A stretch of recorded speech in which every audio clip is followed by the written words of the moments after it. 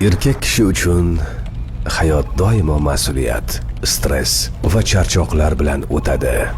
U bu charchoqdan qutulishga intiladi, lekin yo'lda ham bosim kamaymaydi. Yaqinlari bilan bularni yengishga harakat qiladi, lekin o'xshamaydi. Shu damda inson faqatgina uydan taskin izlaydi. Chunki hayotdagi inson uchun eng asosiy omillardan biri bu yashash joyidir. Rahmat.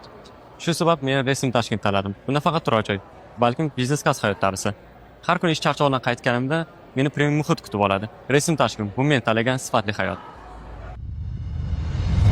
Centra Group, siz orzu qilasiz, biz barpo qilamiz.